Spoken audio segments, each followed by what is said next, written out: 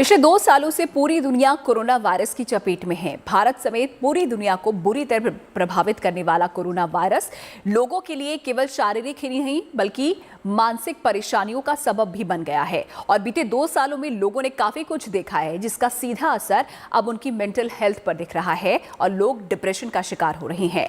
लोगों को डिप्रेशन से बचाने के लिए महाराष्ट्र के एक शख्स ने एक अनोखी यात्रा निकाली है। आप भी देखिए। आमतौर पर हम सभी की जिंदगी में कई पड़ाव आते हैं। कई बार हम उदास और हताश महसूस करते हैं। कई बार असफलता, संघर्ष और किसी अपने से बिछड़ जाने के कारण दुखी हो जाते हैं। ऐसे में लोग तेजी से एक बीमारी का शिकार हो रहे हैं, जिसे डिप्रेशन कहते हैं। हाल के दिनों में डिप्रेशन के मामलों में तेजी से बढ़ोतरी हुई है।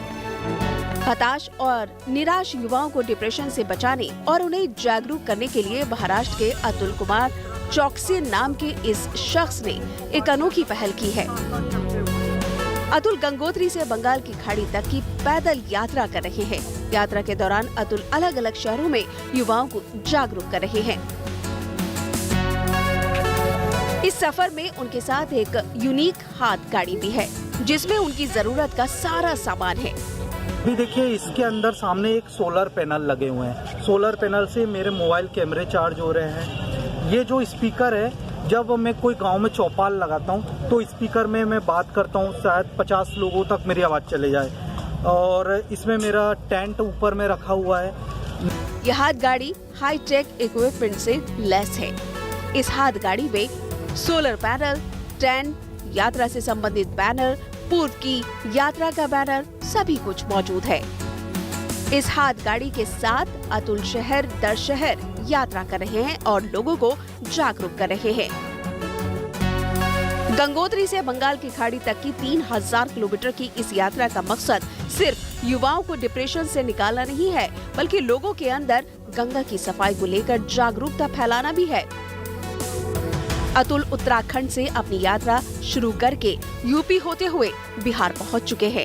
अपनी यात्रा के दौरान वो गंगा की सफाई को लेकर लोगों को जागरूक कर रहे हैं। कड़कड़ाती सर्दी में 3000 किलोमीटर की पैदल यात्रा कोई आसान बात नहीं है। रास्ते में कई तरह की परेशानियां भी आई, कई रुकावटें भी आई, लेकिन अतुल ने हार नहीं मानी। ये पहला मौका नहीं है जब अतुल किसी लंबी यात्रा पर निकले हैं। इससे पहले भी वो इस तरह की कई लंबी यात्राएं कर चुके हैं। सहारा रेगिस्तान में भी 35 किलो वजन के साथ 70 देशों के बीच मैराथन में भाग लेकर तिरंगा फहरा चुके हैं। आलोक कुमार जायसवाल की रिपोर्ट, गुड न्यूज टुडे। और चलिए अब आपको लिए चलते हैं बैतूल, जहां पर एक शिक्षिका की नेक पहल से बच्चों की पाठशाला घर में लगती है। अभिभावक घंटी बजाते हैं और बच्चे मस्ती में पढ़ाई करते हैं।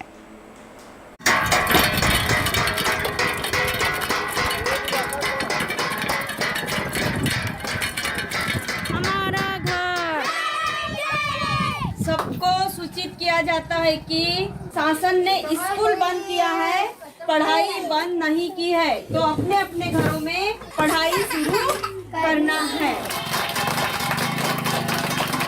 आ गई पुस्तक, आ गई मैडम। एक हाथ में थाली और दूसरे हाथ में चम्मच। संदेश हर किसी के लिए है। सबको सूचित किया जाता है कि बच्चे हों या उनके अभिभावक, महिला टीचर का संदेश जन जन तक पहुंचना चाहिए। कोविड से बचना है, स्कूल बंद हुए हैं, पढ़ाई नहीं। तो शासन ने स्कूल बंद किया है, पढ़ाई बंद नहीं की है, तो अपने अपने घरों में कोना बना के पढ़ाई शुरू करना है। हमारा घर हमारा विद्यालय, इसे बोलते हैं कबाड़ से जुगाड़। बच्चों के लिए चलित पुस्तकालय तैयार है।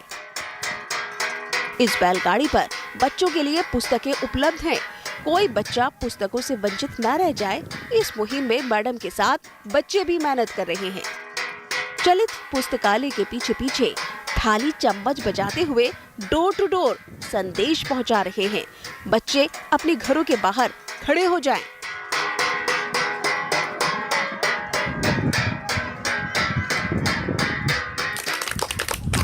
बहुत सुंदर। बच्चों की पाठशाला स्कूल के बजाय घर में लगा करेगी। ईशा वाला एक प्रश्न आया है ना। घंटी रोज बजेगी, समय से बजेगी। 102, 103, 104। घर के अभिभावक ही बच्चों की पढ़ाई की बागडोर संभालेंगे। और हाँ, याद रहे, मैडम रोज आया करेंगी। पढ़ाई से लापरवाही नहीं होनी चाहिए। तक लिखना है तुमको 200 तक। कोरोना काल में स्कूल बंद करे शासन ने, लेकिन उनकी पढ़ाई बंद ना हो इसके लिए मैंने उनके लिए मोहल्ला क्लास संचालित करी। और शासन ने जैसे अभी पुस्तकें दी है बच्चों को वितरण करने के लिए, और जैसे ही पुस्तकें दी और उन्होंने स्कूल बंद कर दिया। अब स्कूल बंद कर दिया तो बच्चों को स्कूल में भी नहीं बुलाना है। तो मैंने कबाड़ से जुगाड़ करके बैलगाड़ी पे पुस्तकें रखी और हमारा क्लास, हमारा मोहल्ला का फ्लेक्स लगवाया ताकि उनको लगे कि पुस्तकालय की गाड़ी आ रही है। कृपया सुन लो और अपने अपने बच्चों की पढ़ाई ना रोके। बैतूल के रामजी ढाना गांव में बच्चों की पढ़ाई पर असर पड़ रहा था। बच्चों के लिए पुस्तकें थी लेकिन स्कूल बंद थे, लिहाजा मैडम जी ने एक बैलगाड़ी बनाई और गांव की तरफ निकल पड़ी। जो बच्चे घर में नहीं पढ़ रहे हैं उनके लिए मोहल्ला क्लास का भी प्रबंध है। जिधर से सूरज निकलता उधर कौन सी दिशा है? पूर्व। और जिधर डूबता उधर कौन सी दिशा है? पश्चिम। तो मैंने उनको बोला कि चलित पुस्तकालय आ रहा है, सब अपने अपने घर के सामने खड़े हो जाओ बेटा, पुस्तकें आ रही है। इसके लिए मैंने बैलगाड़ी के सामने सामने एक घंटी बजाते हुए लगे और हर घर घर में पुस्तक वितरण कर दी है। 102, 103, 104। स्कूल बंद है लेकिन बच्चों की शोर से गांव का कोना कोना गुलजार है।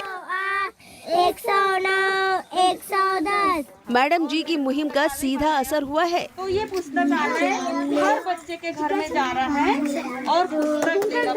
मोहल्ला क्लास में मैंने हर 5 बच्चों पे एक मोहल्ला क्लास संचालित करी है। तो उसमें उस घर का पालक घंटी बजाता है और घंटी की आवाज़ सुन के घर के आजू बाजू के बच्चे आ जाते हैं पढ़ाई करने। हमारा घर, हमारा बच्चों में उत्साह है, पढ़ाई भी है, मस्ती भी। घर।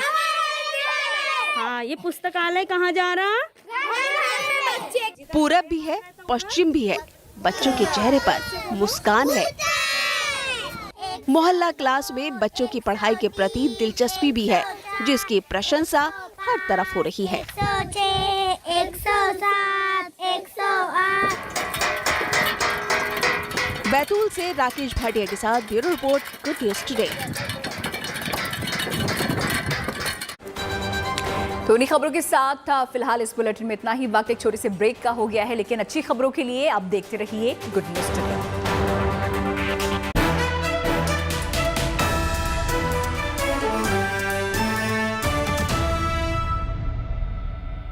सोच